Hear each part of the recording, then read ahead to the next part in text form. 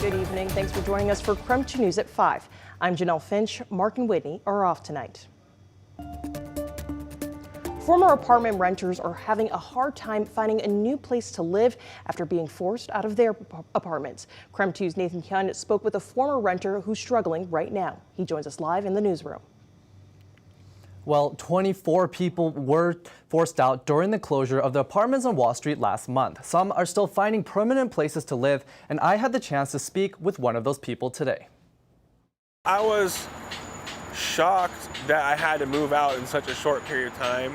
Thomas Allen only lived in the apartments on Wall Street for less than a month until he got Do not occupy notice. Gives us 1 week to move out. Thomas was just getting settled. I'm back in the same situation where I'm at a buddy's place on his couch. The city says the building was closed because the city deemed it unsafe to live in. It got to a point where it was unsafe and unhealthy for people to live there, which is what the Do Not Occupy order did. Brian Coddington from the city of Spokane says they didn't want to get to that point. The city's been involved with the property owner for more than a year, working with him to make improvements to the substandard conditions at the building. But Thomas says the building's owner did try to make things better. He has done everything he can to try and meet the demands of the city. When the city closed down the building, it worked with SNAP, Spokane Neighborhood Action Partners, to relocate the apartment residents. Staff's been great. They stepped up.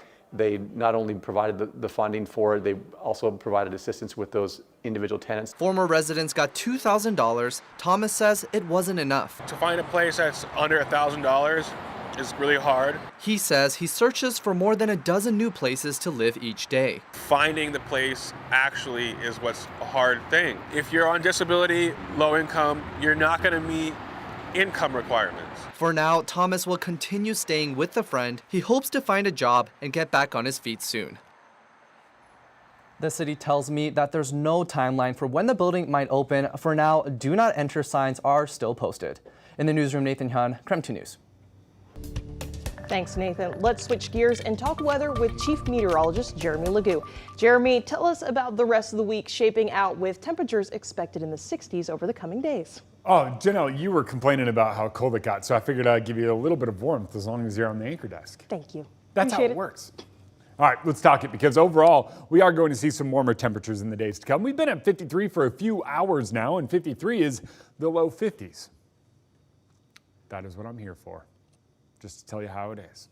Overall, we do have an atmospheric trough at play. What that means is we hang on to what is known as conditional instability. Cold air overhead, moisture at the ground. That means pop-up kind of scattered light showers are possible through the remainder of the evening. And we've seen a few of those move through, but don't expect anything more than that. You're not going to see any heavy rain. You're not going to see anything that gives you thunder or lightning, just a few kind of pop-up showers possible. Those will eventually wind down as the sun goes down, and then overnight we watch our skies clear. That plays a huge role. Calm wind, clearing skies. Radiative cooling does its thing. All the heat escapes off into the atmosphere, and all the moisture at the ground condenses, and we get fog. We'll likely see some patchy fog forming, and that fog will eventually burn off, because this time of year, what is more likely is our sun burning it off. Tomorrow morning starts out cool, temperatures in 30s, if not low 40s, and then we climb. Tomorrow 60, Friday 67, and Saturday 64, so it's not looking too bad in terms of temps.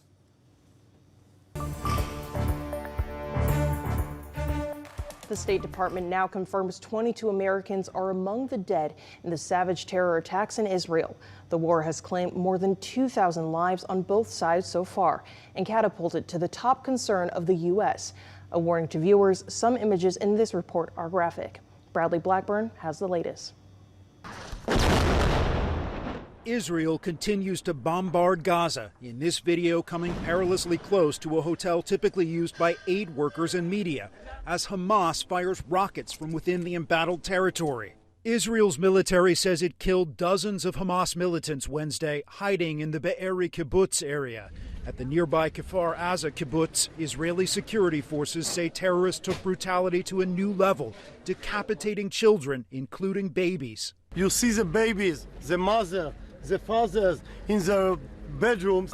The Israeli Defense Ministry released video of the first delivery of advanced U.S. weaponry.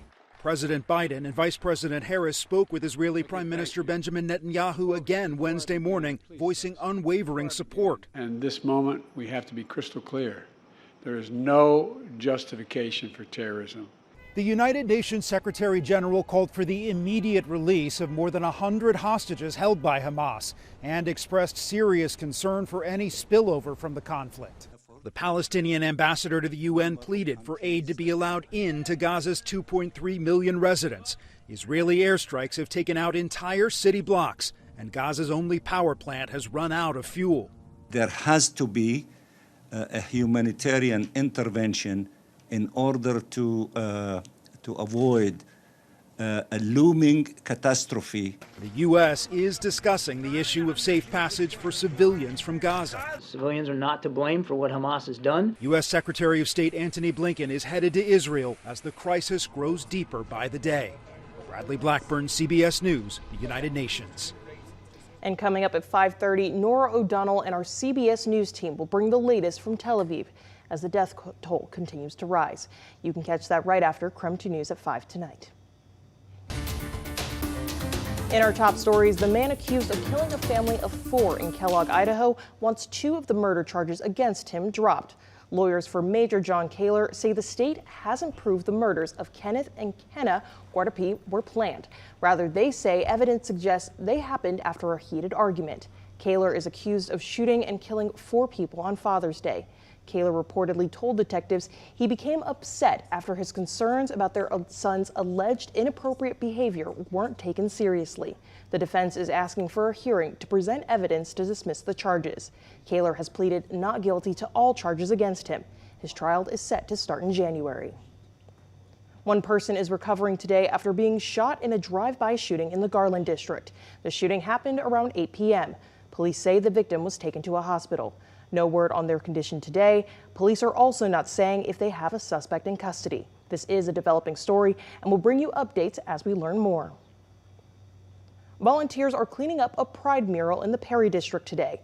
Vandals have targeted Odyssey Youth Movement and the Rainbow Crosswalk outside its doors several times in the last month. Spokane Arts had to go through the process of getting the right street permits and having a traffic control plan before they could start cleaning. Now volunteers are out scrubbing off the graffiti and splattered paint. Luckily, we already had this planned for today, so I'm glad we can get it off quickly. And tomorrow, Odyssey and the South Perry Business and Neighborhood Association are having a pop-up Pride event. That event will take place in the Perry District from 4 to 6 p.m. Chad Daybell, the Eastern Idaho man charged with 3 murders, is asking for cameras in his courtroom. He's accused of killing his first wife as well as his current wife's 2 children. Cameras were banned during Daybell's wife's Lori Vallow's trial, and the prosecution in Daybell's case says they want the same for his trial.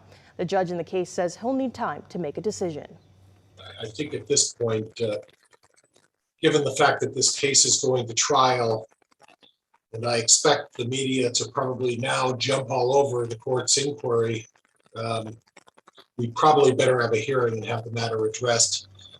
A hearing to make a decision is scheduled for November 29th. Chad Daybell's trial is scheduled to start on April 1st and run for 8 weeks. That's 2 weeks longer than Vallow's trial because he is facing the death penalty.